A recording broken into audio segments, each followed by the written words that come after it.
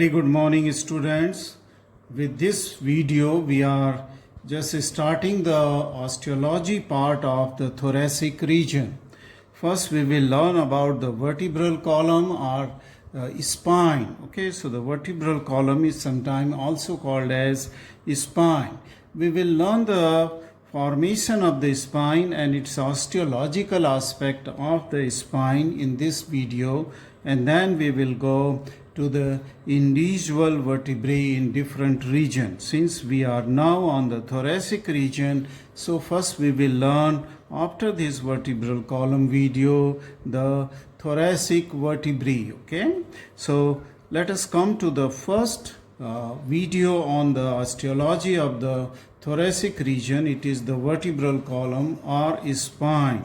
Now this vertebral column or spine is present in the central region of the body. Central region means it is divided by the median plane. So its exact location is in the median plane, and thus this is an important constituent or the important part of the axial skeleton. I hope that by this time you must be knowing what is axial skeleton.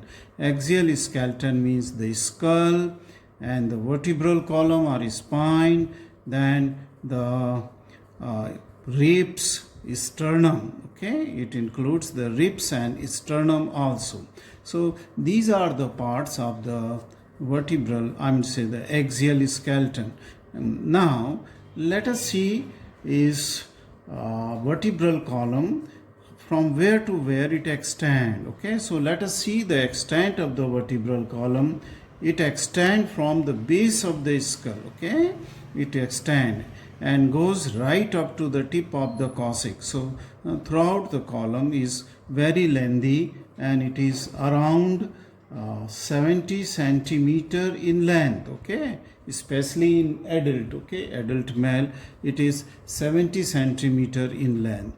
And this vertebral column is formed by the 33 vertebrae, individual irregular bones.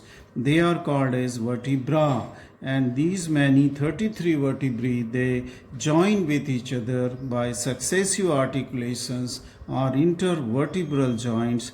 They form this column. Okay, so there are 33 vertebrae. Let us see how many vertebrae are present in cervical region or in neck region. There are 7 cervical vertebrae. In thoracic region there are 12 thoracic vertebrae. In lumbar region, that is abdomen, there are 5 lumbar vertebrae. In sacral or pelvic region, there are again 5 sacral vertebrae which join with each other, fuse with each other to form a single bone called as sacrum. Okay, and similarly in the coccygeal region, there are 4 coccygeal vertebrae. Thus total there are 33 vertebrae. Okay, so these many small irregular bones, they join with each other in different region, that is in the neck region, in thorax, in lumbar, sacral and coccygeal region, to form a rigid flexible column. It is rigid, as the same time it shows the flexibility, and this flexibility of the column is due to the intervertebral joints. Okay, the joints which are formed between the two adjacent vertebrae. Okay, now these joints are of 2 different types. It is between the bodies of the vertebrae anteriorly. Okay, these joints are intervertebral joints, which is called as the through the intervertebral disc, which is a fibrocartilaginous disc. Okay, posteriorly there are the 2 synovial joints. Okay, between 2 adjacent vertebrae, they are the facet joint. Okay, so there is a one symphysial joint, a fibrocartilaginous joint between 2 adjacent vertebral body, and 2 synovial joint on the posterior aspect of the vertebral column. They are called as facet joint. Okay, let us come to the various regions, okay, of the vertebrae. As I said that this many vertebrae which are coming from the different regions, they form the vertebral column. So we will learn about this, okay. This cervical region, let us come to see the cervical region which is present in the neck, okay. It is this part of the column, that is the cervical part. Let me write here the cervical part of the column, that is the vertebral column of the neck, okay. Vertebral column of the neck, it is made up of the 7 cervical vertebrae, okay. And this is quite movable, as we will see. Just see, this is a book, okay, my book on the human osteology, published by the PP Publishers, okay. And I thank the PP Publisher for using this book for this video. And this is the vertebral column, okay, which shows the 7 cervical vertebrae, okay. These are the 7 cervical vertebrae, and these cervical vertebrae, they form a curvature, okay, cervical curvature, okay, the cervical curvature. Now then, these are the 12 thoracic vertebrae. Let me just little zoom it so that you can see clearly. Yes, these are the 12 thoracic vertebrae in the thoracic region, okay, in the thoracic. In lumbar region, there are the 5 lumbar vertebrae. They are the 5 lumbar, that means abdominal region, okay. In the abdominal region, there are the 5 lumbar vertebrae, and in the pelvic region, there are 5 fused vertebrae which forms a single bone called as the sacrum, okay, called as the sacrum. And this is the tip of the column is formed by the 4 coccygeal vertebrae, okay, which are present at the bottom or at the terminal end of the vertebral column, okay, the vertebral column. Now, after seeing these various vertebrae into the various vertebral region, let us see the views of these vertebrae. We will see the vertebral column, okay, in the different views. Let us, after coming these various regions, I have just not mentioned the regions here: cervical, thoracic, lumbar, sacral, and coccygeal, okay, coccygeal region, okay. So these are the various region, and we know that in each region how many vertebrae are there, okay. Now let us see this vertebral column in the from anterior view first, okay. So I will bring this theme atlas, okay. This is the theme atlas of anatomy, okay. Let me reduce it, and this is published by the theme, okay. And I use most of the time, I use this good atlas for the various aspect, especially skeleton, okay. This is a good atlas, theme, and I thank them for using this atlas, okay. Now let us see the vertebral column as seen from that of the anterior aspect. What you are seeing in the anterior aspect of the vertebral column, there are 7 cervical vertebrae seen from above. The upper one is the atlas, okay. So C1 to C7, these are the cervical. Then these are T1 to T12, thoracic, lumbar, and this is the sacrum, and tip is formed by the coccyx, okay. Tip is formed by the coccyx.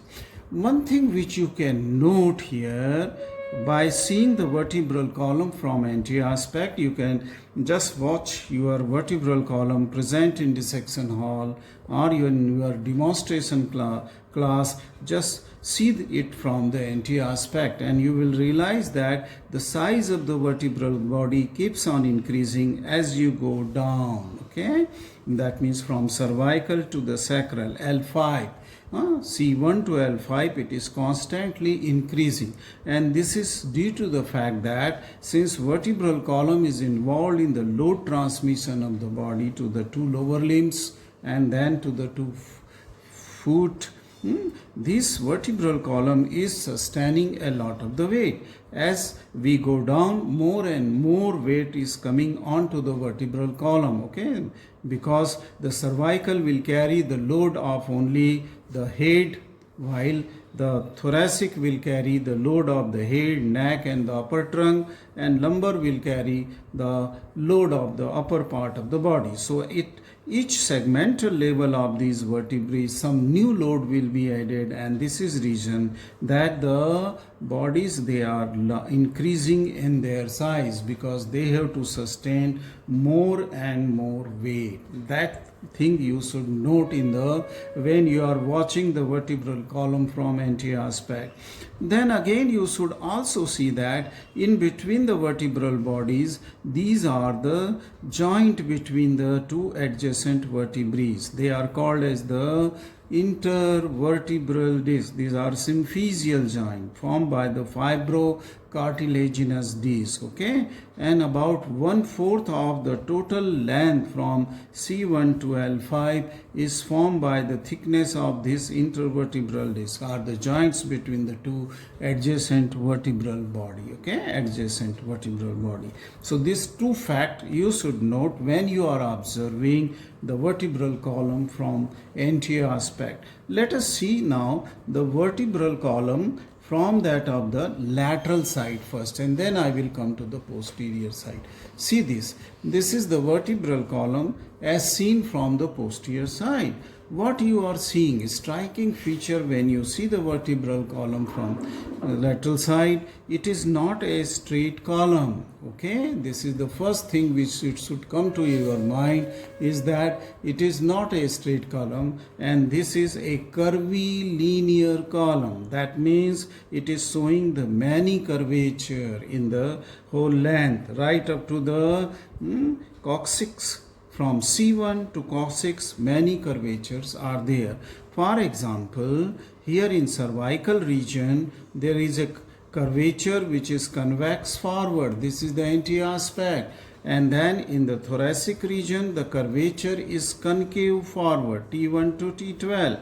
Then from L1 to L5, again the curvature is convex forward. And in sacrum and coccyx, again it become concave forward. So there are the various curvatures are seen in the various regions of now this curvature, that is cervical curvature and that of the lumbar curvature, they are considered as the secondary curvature. Why they are considered? Because they are not present right from the birth. They develop only after the birth, okay, as we will see just now. However, the concave curve of that of the thoracic and concave curve of the sacrococcygeal curve, they are present right from the birth and they remain concave anteriorly, okay, in the adults also. So that's why the thoracic and sacral curvature, they are called as the primary curvatures. They are called as the primary curvature, okay. Now let us see the first what we can see from the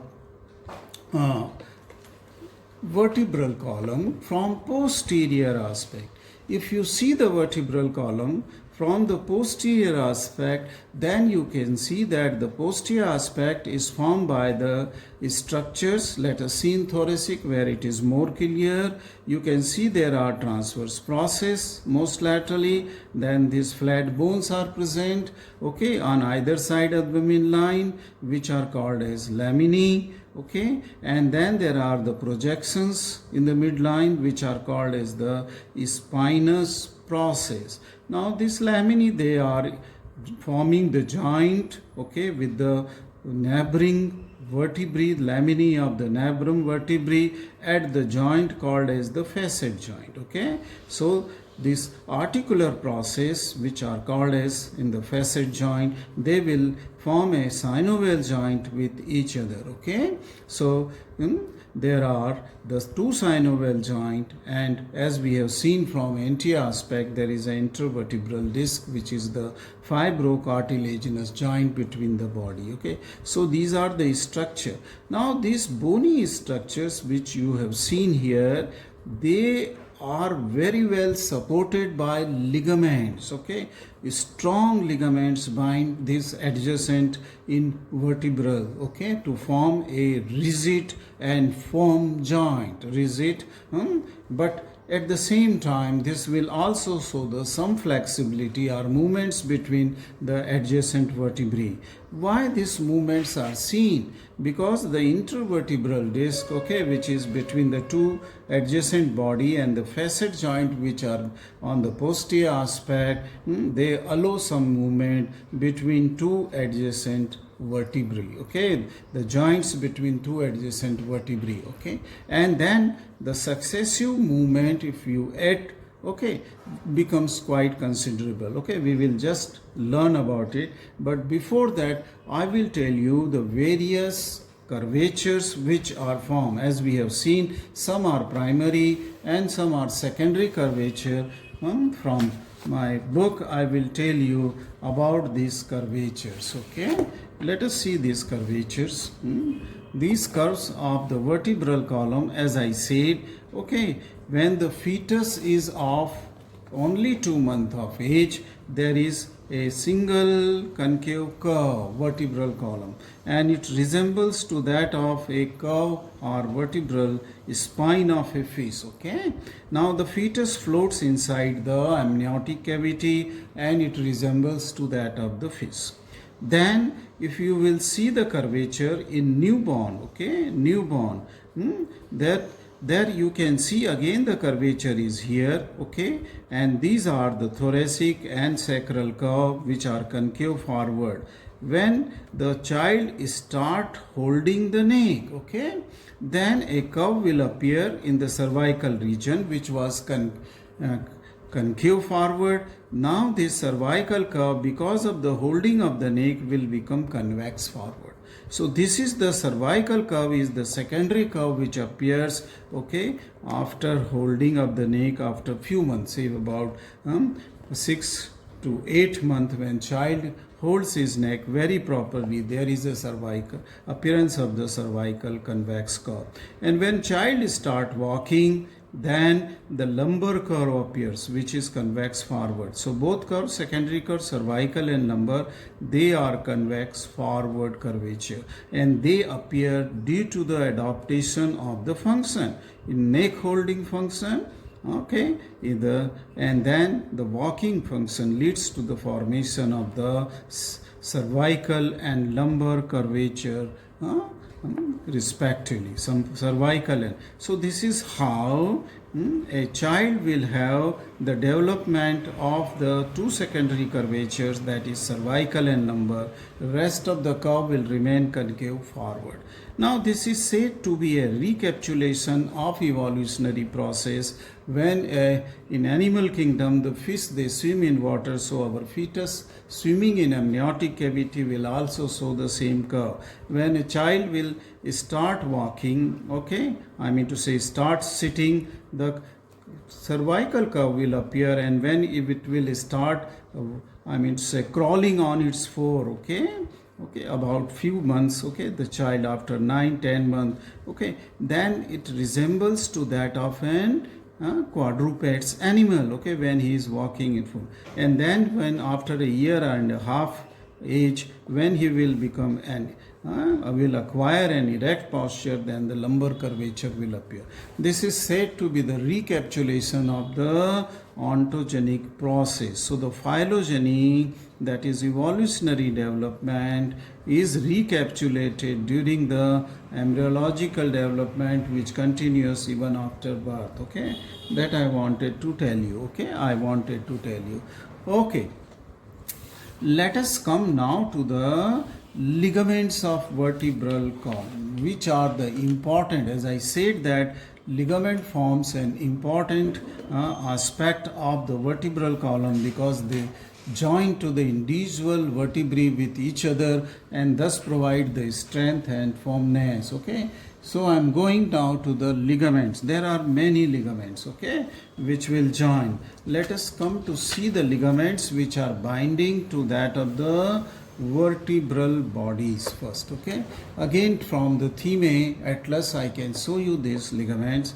This is the anterior longitudinal ligament which is joining to the successive bodies right from C1 to the sacrum. It is a continuous ligament, very firmly joining, also attached to the intervertebral disc.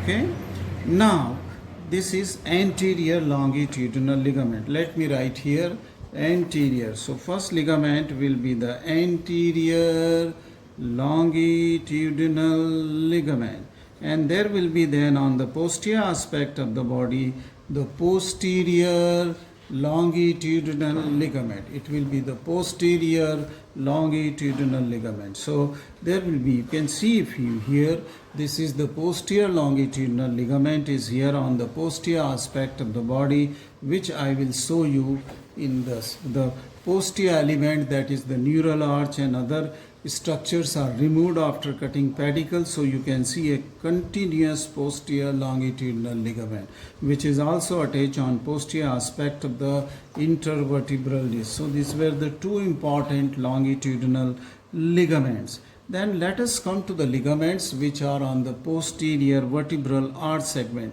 Now you can see here these ligaments, okay.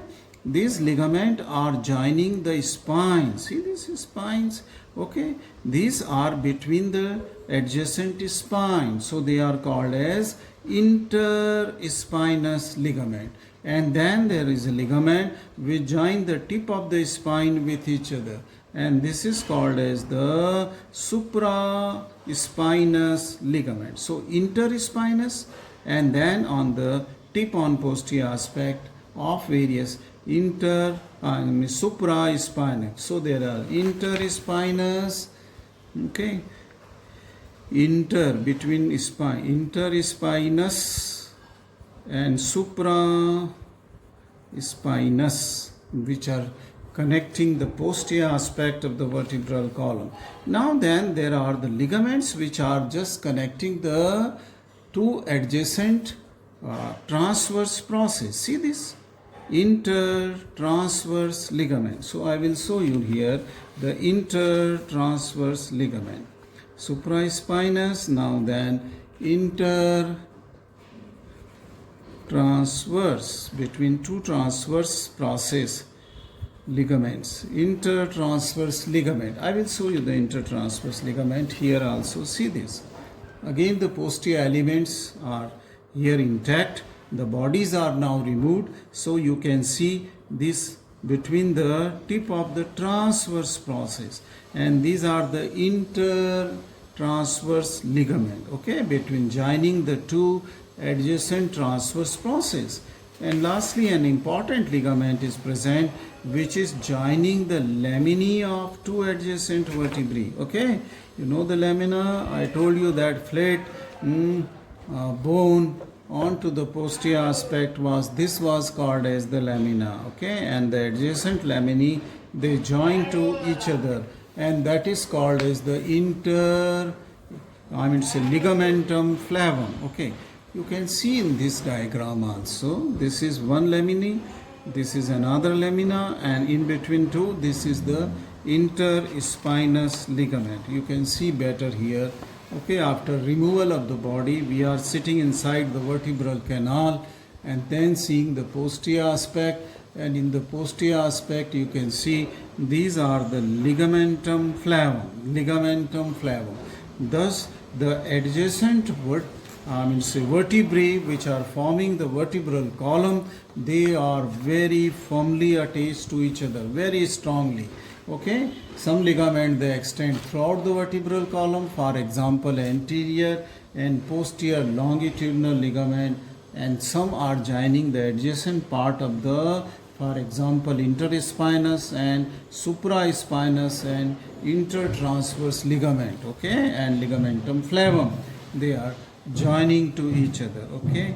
Now, muscles, this was ligamentum flavum also here, okay, ligamentum flavum between the two lamines, okay.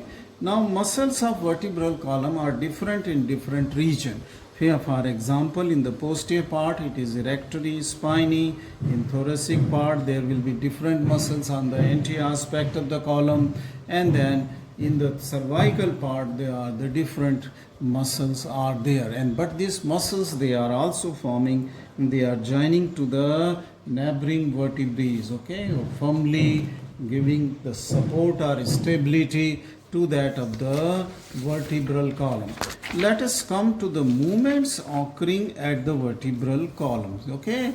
So we have seen the constituent part of the vertebral column. Now see the movements. The movements occurring in the vertebral column, they are in relation to the adjacent joints. And which are the adjacent joint? Okay, these movements are in relation to that of the intervertebral disc, which is the joint between the adjacent vertebral bodies, and then between the two articular facet, okay, are the articular process joint which are present posteriorly, which I said are the synovial joint. And thus a little movement though takes place between two adjacent vertebrae, but if you add all the movements taking place in the vertebral column, there will be lot of movement. But then you should remember that movements which are taking place in the vertebral column, they are taking place very freely in cervical region. Lots of movement are possible in cervical region. There are only rotatory movement in the thoracic region, okay, and flexion and extension is possible into the lumbar region. No rotation takes place.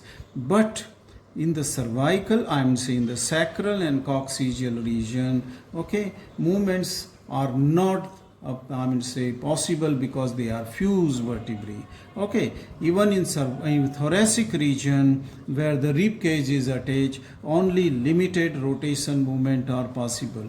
That means cervical and lumbar region are highly mobile, but other regions are not mobile, okay, other regions are not mobile.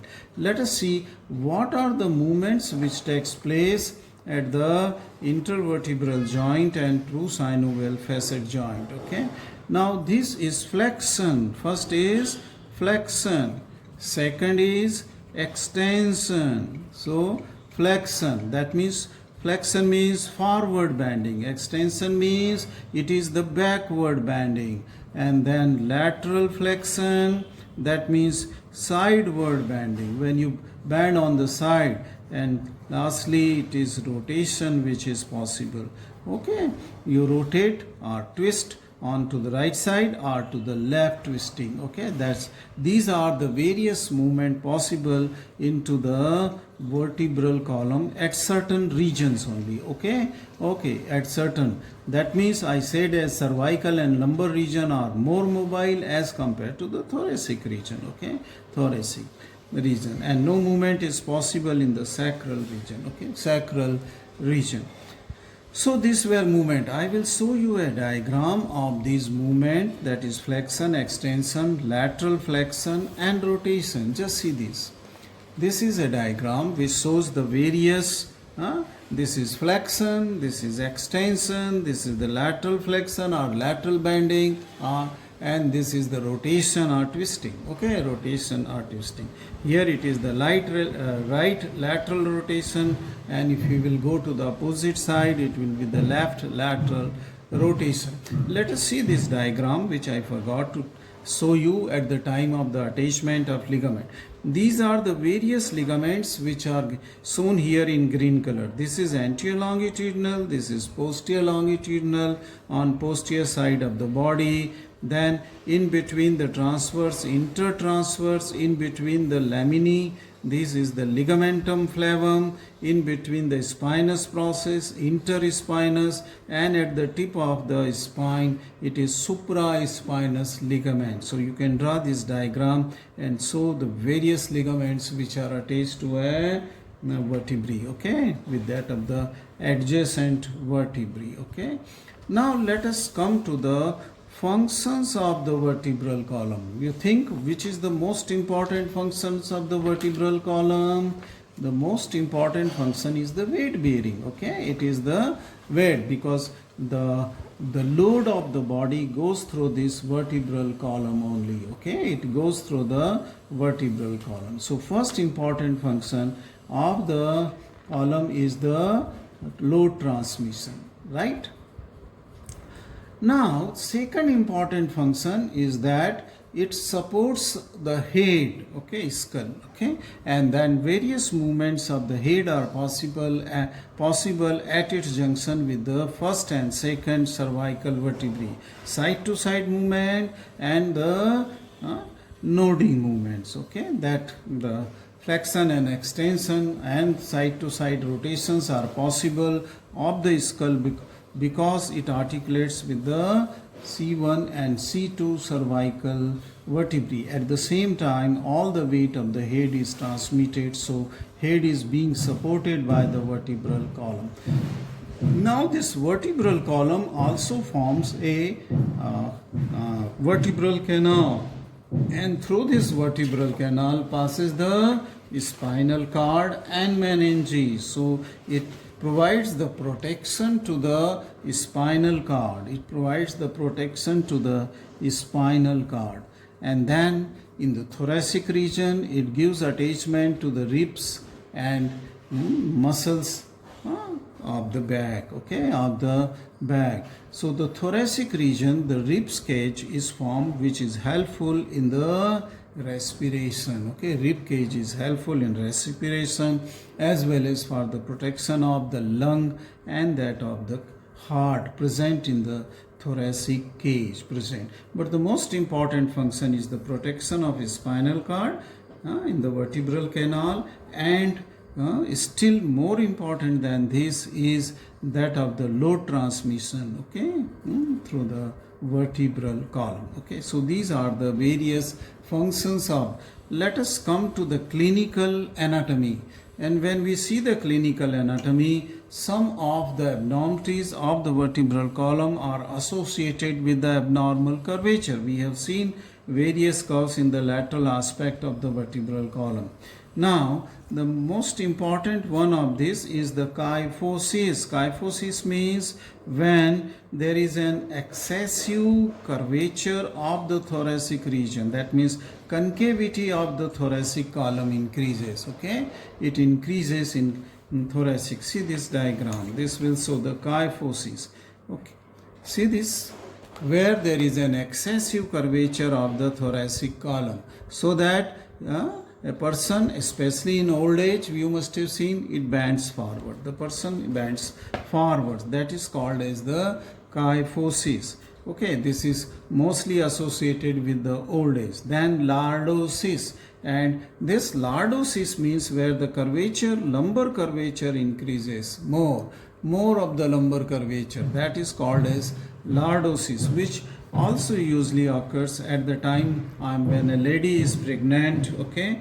She walks with the much exaggerated lumbar curvature, okay. That is lordosis. Or when person become fatty, okay, obese, lot of obese, then he also walk with the lord. That means to put the line of gravity passing through this curvature, various curvatures of the vertebral column, okay, it shifts forwards. That's why lordosis occurs. Then scoliosis. Scoliosis is the lateral bending of the vertebral column. See this, when you see it from posterior aspect, and another curve is seen. This is called as the lateral curve, and this is scoliosis. It is not only the lateral curve, it is the rotation of the column. Slightly the column rotates, and the lateral curve is called as scoliosis. This is usually the girls, they suffer from the scoliosis. After the age of puberty, they become scoliotic. Okay. Then fracture. The fracture of the column is very common. Okay. Why the fractures of column, vertebral column are common? Because it shows the curvature. Okay. It doesn't show a linear structure, but there are curves are there. So the straight lines, they change their direction. And most important site for the fracture is at the junction of the at the junction of the thoracic and lumbar curve. Okay. Now this fracture which will take place at this joint between the thoracic and lumbar curve, that is somewhere T11, T12 or L1, it is due to the fall from a height. Okay, due to the fall. Then another condition is called as the spondylolysis, and in this condition it is due to the excessive mechanical forces leads to the breakage of the lamina between superior and inferior facet.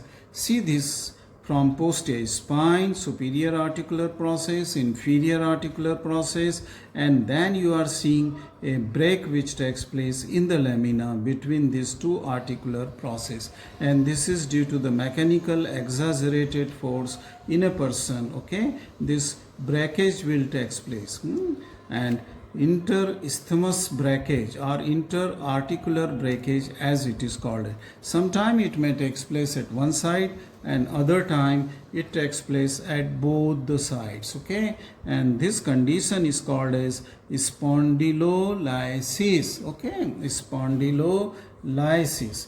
And another condition is there which is called as spondylolisthesis. And in this condition, not only the breakage which takes place as in case of the spondylolysis, there will be a forward shifting, because now the locking movement between the it usually takes place at L5 vertebrae, and the here locking movement between the articular facets of the sacrum and that of the fifth lumbar vertebrae is lost due to this break.